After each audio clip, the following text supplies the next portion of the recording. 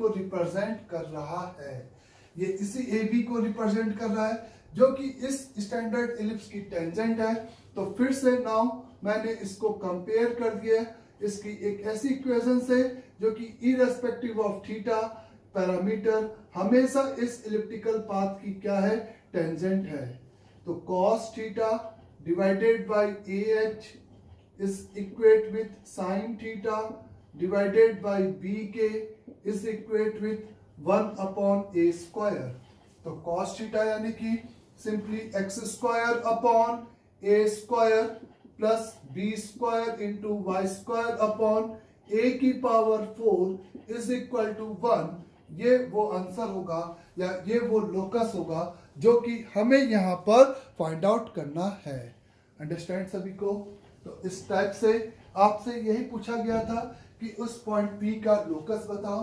तो आपको ये समझ में आना चाहिए कि पॉइंट P यानी कि बेसिकली पॉइंट P मतलब कि क्या है, यहाँ पर इस उस पॉइंट P के रिस्पेक्ट में लाइन AB आपकी कॉर्ड ऑफ कॉन्टेक्ट है ड्यू टू द सर्कल, और वहां पर इस तरह से इस एलिप्स की टेंजेंट है।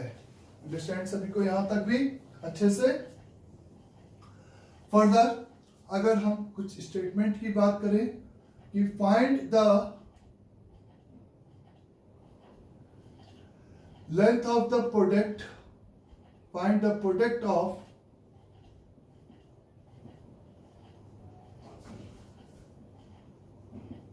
length of perpendiculars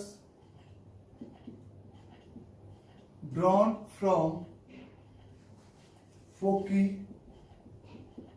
to any tangent of ellipse. Find the product of the length of the perpendiculars drawn from the foci to any tangent of ellipse. किसी भी इलिप्स की किसी भी टेंजेंट पर अगर हम उसके फोकस से परपेंडिकुलर की लेंथ का प्रोडक्ट निकालें तो वो प्रोडक्ट क्या होगा, ये हमें यहाँ पे फाइंड आउट करना है।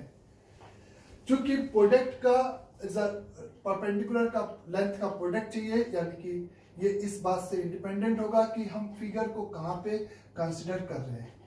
मतलब मेरा कहना है कि इन्हीं इलिप्स की बात है तो हम सिंपल लेट एज्यूम कि हमने उस इलिप्स को इस तरीके से कोऑर्डिनेट एक्सिस ऐसे डिफाइन किया जिससे कि ये स्टैंडर्ड इलिप्स में बदल गया।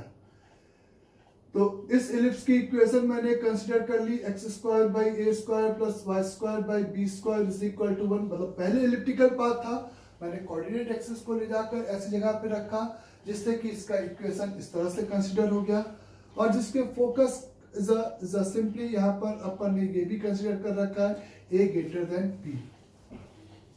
तो किसी भी इलिप्टिकल पाथ के दो फोकस होंगे, उसी से हमें उस पे लेंथ ऑफ प्रोडक्ट का इस लेंथ ऑफ परपेंडिकुलर्स का क्या चाहिए, प्रोडक्ट चाहिए। S1 से एक परपेंडिकुलर डाला, S2 से दूसरा परपेंडिकुलर डाला, इसी P1 और P2 का हमें सेगमेंट का क्या चाहिए, मल्टीप्लिकेशन चाहिए। तो लेट अज्यूम कि एनी टेंजेंट है तो वेरिएबल टेंजेंट कंसीडर कर लिया। इस x अपॉन a का cos theta plus y upon b का sin theta is equal the 1। Let consider this variable tangent x upon a का cos theta plus y upon b का sin theta is equal to 1 is मैंने वो variable tangent यहाँ पे consider कर लिया। S1 का कोऑर्डिनेट माइनस AE कॉमा 0 होगा और इसका कोऑर्डिनेट AE कॉमा सिंपली 0 होगा। तो P1 यानी कि first length of perpendicular from S1, तो वो आप ऐसे लिखोगे AE यानी कि E का cos theta 0 minus 1 upon under root over the cos square theta upon A square plus the sin square theta upon b square। इस पैरेलल में P2 डिफाइन करोगे बच्चे, P2 लिखोगे इस AE कॉमा 0 से इस आपका डिस्टेंस ये माइनस AE से लिखा था, इस E का cos theta minus 1 upon under root over is a cos square theta upon a square plus sin square theta upon b square. आपने ये P2 हो गया आपका. इसी का मल्टीप्लीकेशन चाहिए मेरे को. सिंपली इसी का multiplication P1 into P2 is equate with, सीधे अंडर रूट नीचे से हट जाएगा और ऊपर इस माइनस हटा दो तो a प्लस बी और a माइनस बी, यानी कि 1 minus E square into cos square theta का मॉड. और मॉड की जरूरत नहीं है क्योंकि ये डिफरेंस पॉजिटिव होगा, क्योंकि ये भी 0 से 1 और ये भी 0 से 1. तो अपॉन में यहाँ पर आपको मिलेगा B square cos square theta plus ए स्क्वायर साइन स्क्वायर थीटा, इस ऊपर चला जाएगा A square B square. E square की जगह पे आप क्या लिख सकते हो यहाँ पे, एज वी नो कि 1 minus E square into cos square theta, 1 minus B square upon ए स्क्वायर इंटू, बोले 1 minus E square into cos square theta. ऐसे लिख सकते हो इसको, इस वाले ब्रैकेट को. 1 माइनस कॉस स्क्वायर थीटा यानी कि sine square theta plus B square by A square cos square theta, और एलसीएम लोगे तो A square into sine square theta plus B square into cos square theta divided by A square. ये सभी को समझाया. A square sine square theta plus B square cos square theta upon A square, इस bracket की value हो गई. और जब आप इसको पुट करोगे तो डिनोमिनेटर से मर जाएगा, ए स्क्वायर मर जाएगा, और ये P1 और P2 का जो प्रोडक्ट है, P1 और P2 का जो प्रोडक्ट है वो B स्क्वायर के बराबर हो जाएगा.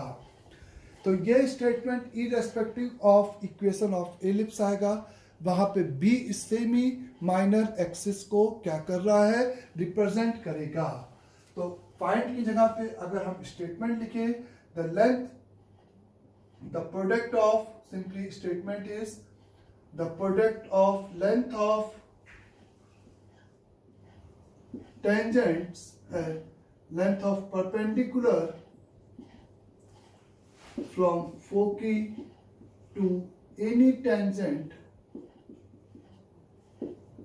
of ellipse is equal to the इसके b square, where b is semi minor axis. तो इज अ बी, जहां पर ए ग्रेटर देन बी लेके चला था, तो जहां पे बी आपका सेमी माइनर एक्सिस होगा. तो फाइंड द प्रोडक्ट निकालना था. इस तरीके से हम इस स्टेटमेंट को याद रखेंगे next time.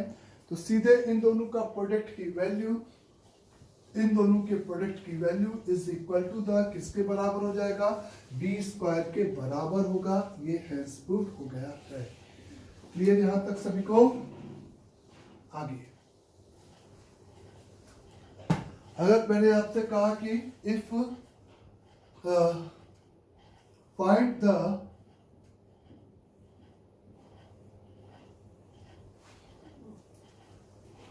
The locus of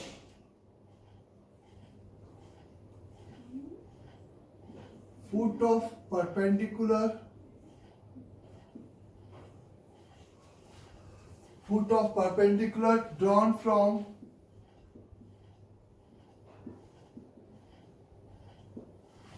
find the locus of the foot of perpendicular drawn from foci to any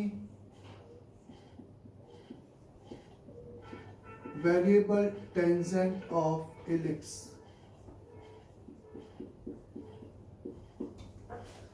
Find the locus of the foot of perpendicular drawn from the foci to the any variable tangent of ellipse. यानी कि एक ellipse की variable tangent पे अगर हम focus से foot of perpendicular डालेंगे तो उस पॉइंट का लोकस क्या होगा वो हमें यहाँ पर डिस्क्राइब करना है. तो लोकस निकालने के लिए फिर से आपने सबसे पहले इस कोऑर्डिनेट एक्सिस डिफाइंड कर दिया और उसमें इलिप्स की इक्वेशन इस तरीके से कंसिडर कर लिया, x square upon A square plus Y square upon B square is equal to 1 where a is greater than b, where simply a is greater than b आपका ये हो गया, जिससे कि आप फोकस लिख सको आराम से।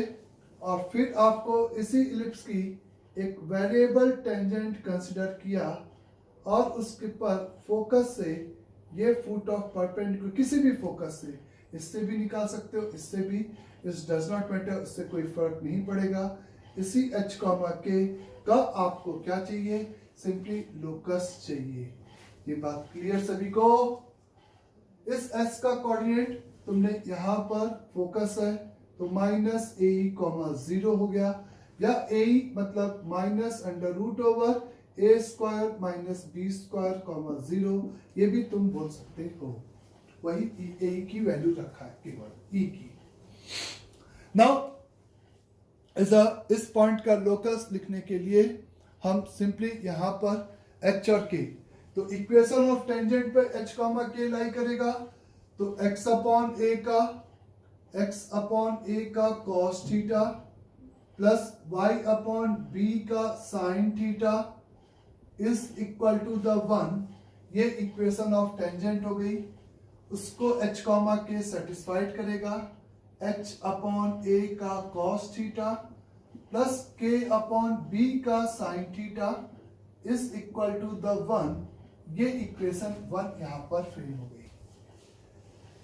फिर नाउ इस फोकस से इसको मिलाने वाली लाइन का स्लोप इसके परपेंडिकुलर होगा, यानी कि हम उस परपेंडिकुलर लाइन का इक्वेशन को is a simple minus A comma 0 से क्या कर रहे हैं, सेटिस्फाइड कराने जा रहे हैं। तो इसका मतलब उस इक्वेशन का, उस परपेंडिकुलर लाइन का इक्वेशन x का sine theta divided by b is a minus y का cos theta divided by a is equate with इसी को a कॉमा 0 इसकी परपेंडिकुलर लाइन लिखा इज अ, और उसको माइनस ए यानी कि minus a upon b multiplied by sine theta और y की वैल्यू 0 से इसको क्या कर दिया, सेटिस्फाइड करा दिया। और सिंपली इस इक्वेशन को h कॉमा के से फिर से सेटिस्फाइड कर दिया, तो h अपॉन बी का साइन थीटा माइनस के अपॉन ए का, बोलो ये परपेंडिकुलर लाइन की इक्वेशन, इसको भी h कॉमा के सेटिस्फाइड करेगा। इस cos theta is equate with a e minus upon B का साइन थीटा। अब आप समझो कि ये एक जुगाड़ आपको मैं दिखा रहा हूं, आपको कुल मिलाकर एक ऐसा इक्वेशन निकालना है जो कि किस पे डिपेंड करे, एच और के पे, यानी कि किससे इंडिपेंडेंट हो, थीटा से सिंपली इंडिपेंडेंट हो। थीटा से इंडिपेंडेंट अभी आपको दिखाई नहीं देगा, लेकिन नेक्स्ट स्टेप देखो कैसे हम एच और के में डायरेक्टली इक्वेशन पता कर लेंगे इंडिपेंडेंट ऑफ थीटा। ध्यान देना, उसके लिए मैंने क्या किया, दोनों इक्वेशंस को स्क्वायरिंग करके यहाँ पे ऐड किया। जब दोनों इस इक्वेशन को स्क्वायरिंग करके ऐड किया तो एच स्क्वायर का कोफिशिएंट कितना आएगा, कॉस स्क्वायर थीटा अपॉन ए square plus sine square theta upon B square, ये आएगा कि नहीं आएगा।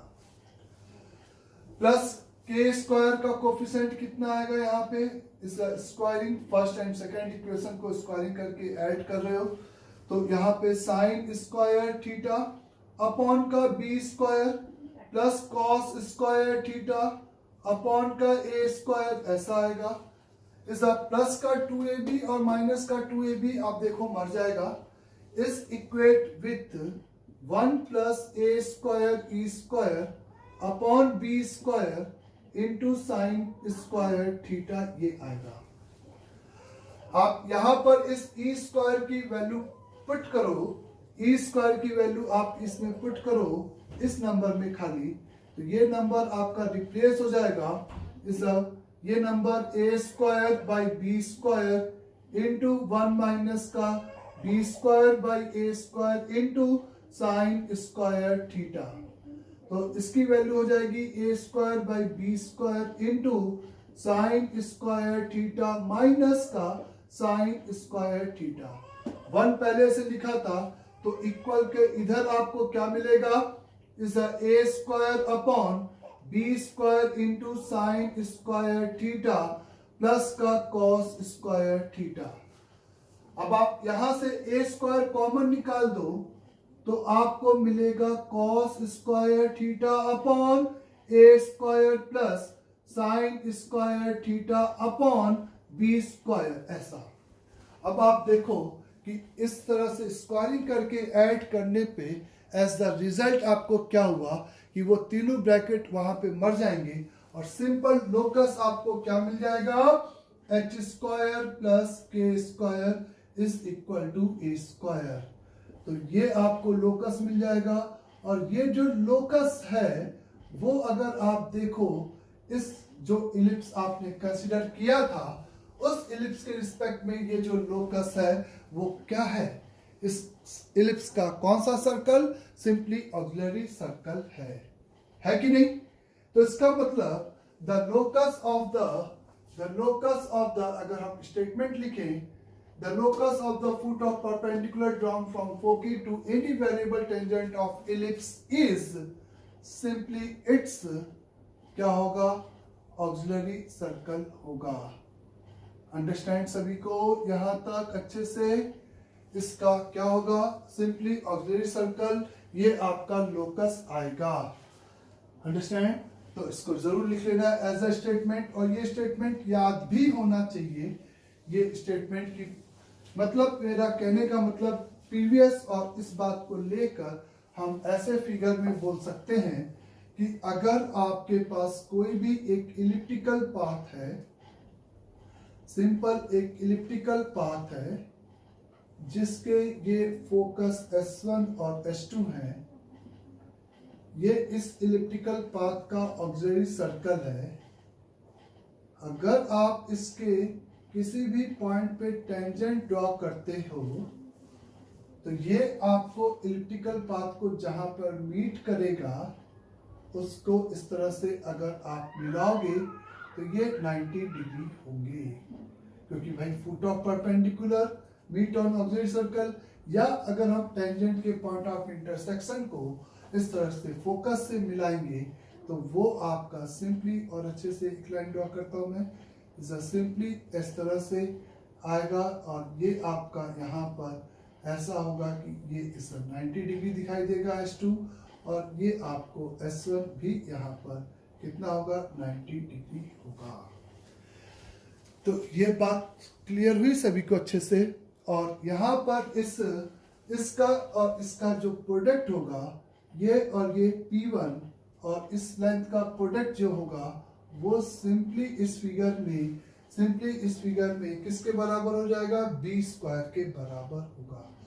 तो किसी भी इलिप्टिकल पाथ पे ड्रॉन टेंजेंट इसके ऑक्सिलरी सर्कल को जहां पे कट करती है उस पॉइंट्स को इस तरह से फोकस से मिलाने पर ये आपस में 90 डिग्री होंगे।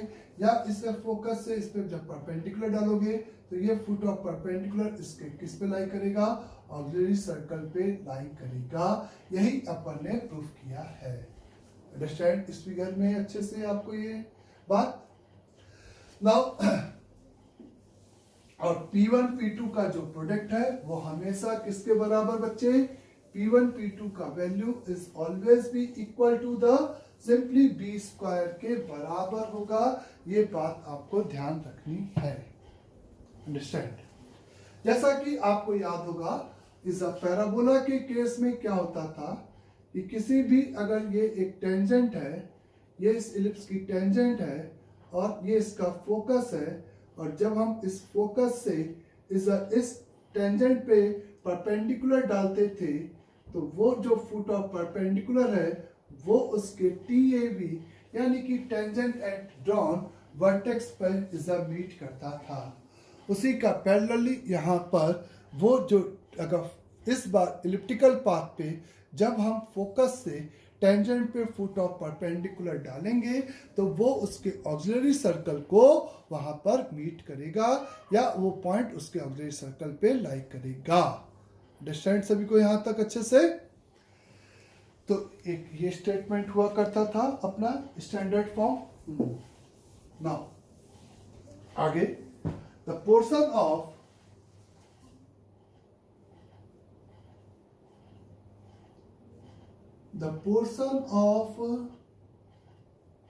variable tangent of ellipse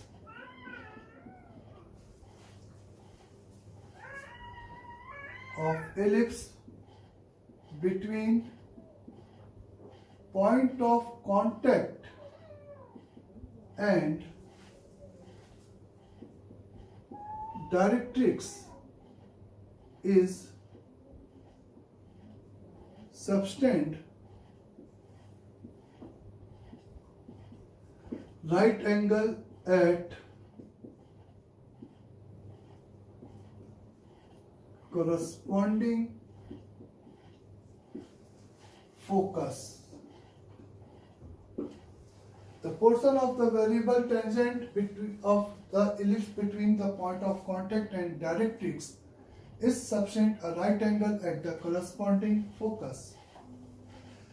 किसी भी इलिप्टिकल पाथ का ये कहा जा रहा है कि ये इलिप्टिकल पाथ है, ये इसकी यहाँ पे सिंपली डायरेक्ट्रिक्स है, ये इसकी कोई भी आपने टेंजेंट ड्रॉ किया है जो कि इसको क्यू पर जाके मीट किया, तो ये जो पी क्यू आप देख रहे हो ना, ये पी क्यू इस corresponding फोकस पर कितना एंगल सबटेंड करेगा? राइट एंगल सबटेंड करेगा. एक variable tangent on ellipse basically इस तरीके से द पोर्शन बिटवीन किसके बीच का portion? Point of contact and directrix is subtend a right angle at corresponding focus. इसके लिए कुछ नहीं करना है. फिर से आपको अगर प्रूफ करने के लिए is x square upon A square plus Y square upon B square is equal to 1. आपको ये डेरिवेशन आपको इसलिए करना है जिससे कि आपको फीलिंग हो, आपको थोड़ा सा लिखने की आदत हो कि ऐसे ऐसे सॉल्व किया जा सकता है. इज ए का कोऑर्डिनेट हो गया ए का कॉस थीटा कॉमा बी का साइन थीटा. चूंकि फोकस की बात हो रही है तो a greater than b consider कर लिया. फिर इस वाले पॉइंट का कोऑर्डिनेट a कॉमा 0 कंसीडर हो गया. q का कोऑर्डिनेट हम लोग लिख सकते हैं, q बेसिकली टेंजेंट और डायरेक्ट्रिक्स का पॉइंट ऑफ इंटरसेक्शन है, जिसका x कोऑर्डिनेट तो पक्का a अपॉन e होगा एंड y कोऑर्डिनेट हम लोग सिंपली इस इक्वेशन ऑफ टेंजेंट लिखने के बाद उसमें x की जगह पर a बाई ई पुट कर दिया जाए, y अपॉन b का sine theta is equal to 1. तो y बाई b का साइन थीटा यानी कि फॉर q का अगर हम बात करें यहाँ पे तो x को a बाई e, तो 1 minus e upon a by e यानी कि cos थीटा अपॉन e, ऐसा ही कुछ आएगा. तो y की वैल्यू आ जाएगी b upon e multiplied by e minus का cos theta divided by simply sin theta. देखो y की वैल्यू b e सब अपनी जगह पे हो जाएंगे जो भी. तो यानी कि ये आपके पास आ जाएगा b upon e multiplied by e minus का cos theta divided by is a sin theta. और आपको अगर ये एस पर सबटेंडेड एंगल 90 डिग्री दिखाना है तो उसके लिए आप product of the slope is equate with क्या दिखा सकते हो? माइनस का 1. Product of the slope is equate with minus का 1 के लिए आप स्लोप ऑफ पीएस निकालोगे यहाँ पर, तो वो आपके पास आएगा b का साइन थीटा डिवाइडेड a का कॉस थीटा माइनस ए ई, यानी कि b का sine theta divided by a common the cos theta minus e is the slope of QS. अगर आप निकालते हो तो वो सिंपली आएगा b अपॉन e का e माइनस का cos theta divided by sine theta minus 0 divided by is a upon e minus AE, जिसको हम आराम से a अपॉन e कॉमन निकाल दें तो 1 माइनस ई स्क्वायर हो जाएगा, जो कि b square by A square हो जाएगा। तो e से e मरेगा, a से एक a मरेगा, b से एक b मरेगा। तो finally this ratio is equivalent to the a upon b into e minus का cos theta divided by sine theta आएगा। और इन दोनों का प्रोडक्ट आप देख सकते हो is equal to the simply आपका क्या होगा, माइनस का 1। तो इस टाइप से आप मेरे से बोल सकते हो कि the portion between the point of contact and directrix is sufficient a right angle. अच्छा, आप कहते हैं कि इसी टेंजेंट को अगर मैं पीछे की तरफ एक्सटेंड करता तो वो इसके दूसरे डायरेक्ट्रिक्स को मीट कर रहा होता। ये डायरेक्ट्रिक्स अगर है तो ये PR भी आपका S2 पे इस तरीके से राइट एंगल सब्सटेंड करता हुआ जाता, यानी कि द पोर्शन कोरस्पॉन्डिंग, यही मतलब था कि PQ S पर और PR S2 पर इस तरीके से आपका सिंपली क्या सब्सटेंड करेंगे, राइट एंगल सब्सटेंड करते हुए ये आपको प्लॉट करेंगे। अंडरस्टैंड यहाँ तक सभी को अच्छे से? तो इस टाइप से द पोर्शन बिटवीन, यही अपन को यहाँ पर सिंपली प्रूफ करना था कि किसी भी टेंजेंट का ये पार्ट आपका इसके कोरस्पॉन्डिंग फोकस पे क्या करता है, राइट एंगल सब्सटेंड करता है। अंडरस्टैंड सबको यहाँ तक अच्छे से? आगे देखें, the equation of tangent in slope form, the third part अपन ने वहां पे लिखा था कि the equation of tangent in slope form.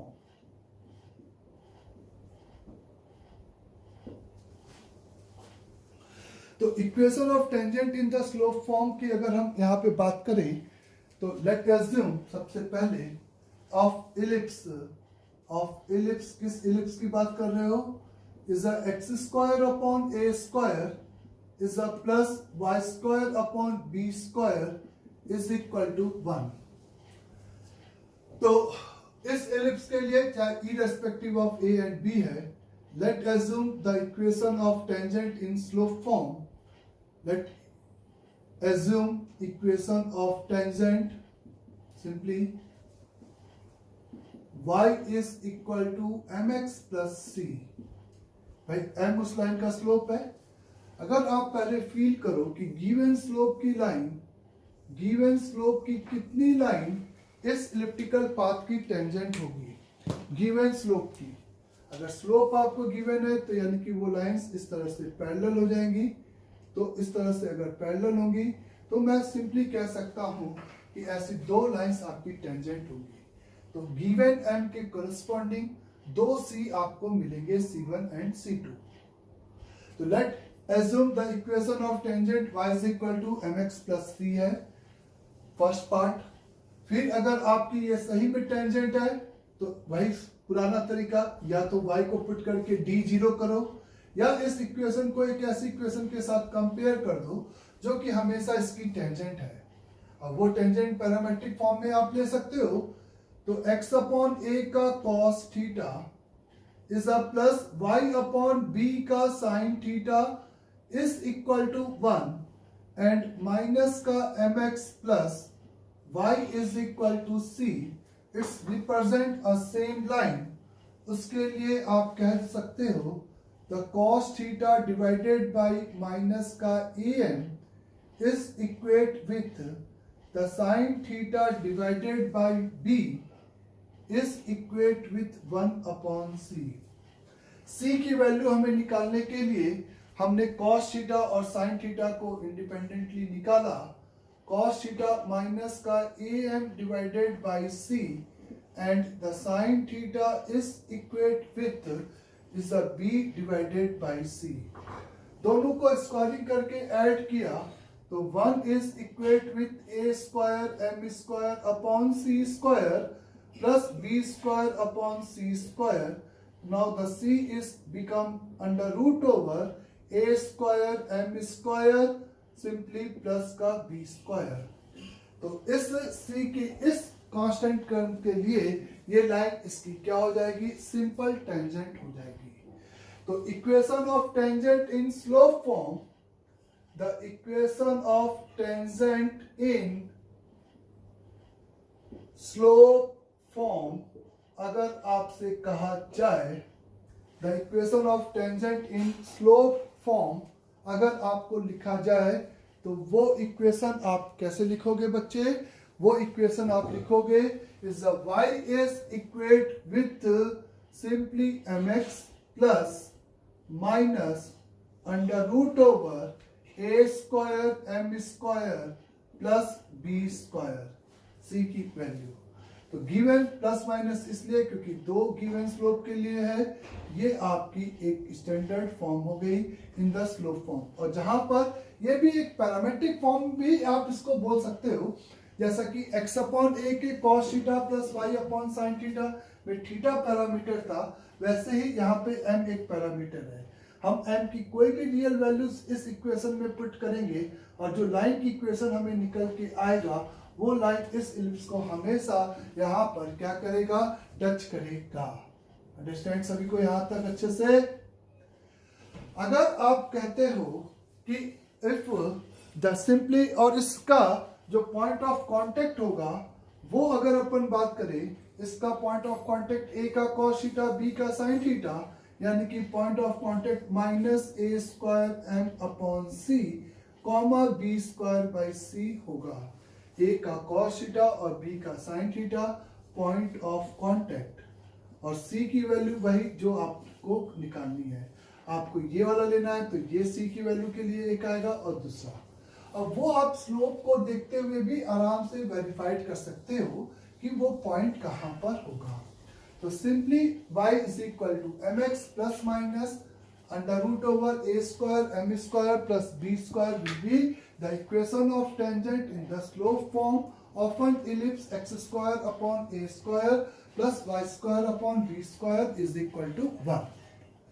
For irrespective of value of m, this equation मेरा कहना है is always be tangent to the this ellipse for all values of m, where m is say भी parameter और वो parameter इस बार slope of line है.